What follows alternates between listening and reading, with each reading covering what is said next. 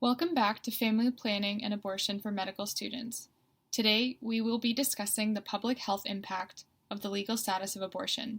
This is the last video in the series covering APCO topics 33 and 34, Family Planning and Abortion. We will be covering the following APCO learning objective, describing the public health impact of the legal status of abortion. Our learning objective for this video include understanding the impact of Roe v. Wade and the challenges surrounding the legality of abortion. I will also be touching briefly on my own experience after completing my OBGYN clerkship in a non-abortion friendly institution. Induced abortion has been legal in the U.S. since the Supreme Court's decision in 1973 on the case of Roe v. Wade.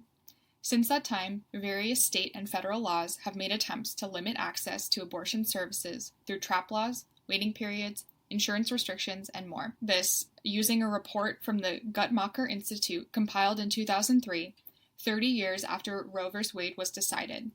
I'm hoping this discussion will help in understanding the nuances and challenge still faced by those seeking and providing abortion services.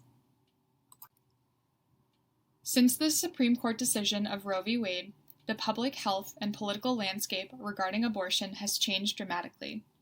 This ruling was especially beneficial for unmarried people and racial minorities, as these were groups that historically had not always had access to safe and reliable abortions. The new legal status of abortion improved access for many patients, allowing more patients to have abortions in their home state and at an earlier gestation, with more than half occurring before 8 weeks gestation. Prior to this ruling, many people had to travel far to get abortions, and often were not able to obtain abortions early on in pregnancy due to travel and other restrictions. This ruling also led to more abortions being performed at outpatient clinics instead of hospitals, which paved the way for many other specialties to perform routine outpatient procedures. Roe v. Wade also prompted a lot of funding for research and training in abortions. This not only improved the skill of doctors performing the procedures, but led to new safety discoveries, such as learning that vacuum aspiration was better than dilation and evacuation in the first trimester, and increased the safety of D&E in the second trimester to become the more popular option over medication abortion in this trimester. Overall, this research and training led to more safe and legal abortions, as well as decreased maternal mortality rates. This quote from the Guttmacher Institute says it best. Roe v. Wade transformed abortion from an unsafe, clandestine procedure to one performed under safe medical conditions. Although at the time of this recording, which is early 2022, Roe v. Wade is still in place, that is subject to change depending on our Supreme Court. Even in the time that I've been in medical school, the Supreme Court has gotten more conservative and more anti-choice. Even as Roe v. Wade stands currently, while individual states cannot ban abortion outright, they can and have enacted laws that put immense strain on those seeking abortion and on those providing abortions.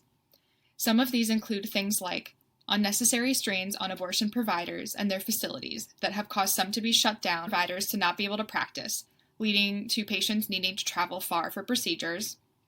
Some states having stipulations making it difficult to obtain government or public funding, and even insurance coverage for abortion procedures. And then a slew of unnecessary logistical technicalities, such as requiring one or more parents to agree to a minor's abortion procedure, a waiting period that can be a huge strain on patients traveling far or taking off from work to get the procedure done by forcing multiple appointments, and even mandated counseling that can involve medically inaccurate information, such as that abortion is linked to future breast cancer or infertility, neither of which are true. Unfortunately, some states have also written into their laws that if Roe v. Wade were to be overturned, abortion would automatically become illegal in that state.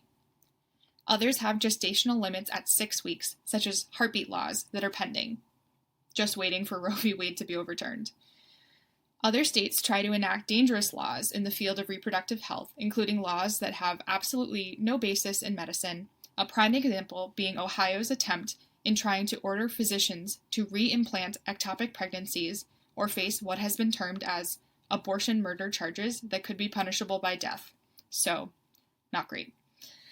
With all that being said, it's difficult to know the future of abortion procedures in America, as this issue and access have been controversial and highly personal to people all over the world for decades. So personally, in my own experiences, rotating through a Catholic institution, it was really frustrating to see that elective abortion services were not provided in the slightest, and even tubal ligations were not available to patients. Thankfully, being in the Northeast, there are plenty of alternative hospitals and clinics where we could refer patients for these procedures, but it was unfortunate that we were putting that extra barrier and burden onto these patients instead of offering them the services they so desperately wanted and needed and had the right to receive. I'm sorry to end the video on such a bleak note, but thank you for listening. While the future of abortion access is cloudy, it's imperative that students and residents continue to be trained in and able to perform these necessary medical procedures. I hope you all have built some of the foundational knowledge that will help you excel on your OBGYN rotations and become a more compassionate and competent physician. Thanks so much.